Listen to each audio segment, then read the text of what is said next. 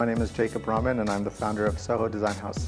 I was born in Afghanistan, but I was raised in Orange County, California since I was about 7 years old. And around the time when I was growing up, it was the late 80s. There was a lot of, I guess you'd call it, gang scrawls.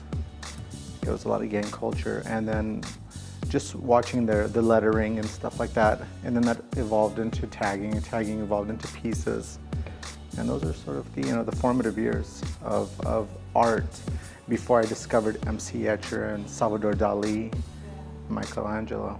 After art, I got into design. I was in San Diego and I went to design school. After design school, I started working at this high-end turnkey interior design architecture firm where we would buy houses, build them out, decorate them to the T, so all you needed to do was come in with your suitcase and your toothbrush and live. And then I stumbled upon a catalog of these really cool rugs, and it was a company out of London called The Rug Company, and they had an office in New York at the time. I applied to work there. I called up New York and I said, "Are you guys hiring?" They said yes. And in like a few weeks, literally a few weeks later, I was flying to New York doing an interview, and then I moved like a month after. The concept of art rugs had existed in my mind since 2007 when I first prototyped like a couple of designs. I knew the capability was there, and I knew that the market existed for it because when I was in design, this art rug didn't exist. I'd go to trade shows from Milan to Paris, New York, ICFF, Miami, Art Basel, wherever. You'd see rugs, but you wouldn't see them. And even if an artist designed them, it was just sort of like, I don't know, sort of like some squiggles. They didn't just go deep into it. And so when I was at war, one of the biggest things that I think sort of clicked in my mind is that life is finite. Life is finite to its core sense, or however you define that. We're gonna die one day, whether you die at 25 or you die at 85 or 105, we're all gonna die. Now what we do during that time, it's your life, it's your legacy, it's what you leave behind.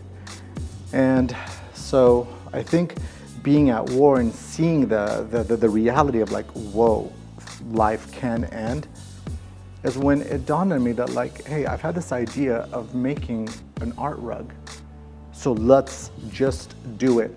What Soho Design House wants to do is make functional art.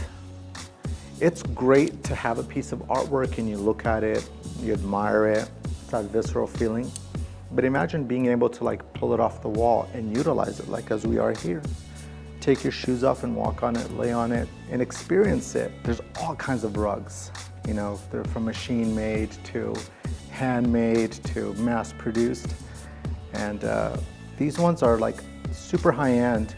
They're all handmade, but rather than just doing something like geometric or something floral, we said, dude, let's get the sickest artists in the world and get them to design rugs and see what happens. We have from a comic book artist to a commercial artist to a fine artist. Katsuya Sugimoto out of Japan, he does just fantastic oil works. Dan Quintana, he does amazing oil works. And the fact that we're able to do a rug collection with him and they're sitting next to, you know, someone like Circle or, you know, someone like Ron English. Alongside the bigger name artists, I'll have someone like Chris Marsden from London. Young kid, like no one really knows him, but his design is so hot. It's the Mona Lisa and everybody's just like, whoa, that's hot. Because they need that same platform. Who knows who's gonna walk through the door? Many people walk through the door, from designers to collectors to just viewers. And now that younger artist has an opportunity to be introduced to someone. It's ever evolving, and the thing is like once one artist does it, they see it, they see the quality, and it just spreads. So our art rug collection, and you know, it's going to be, it is ridiculous, and it's going to get even more ridiculous after this.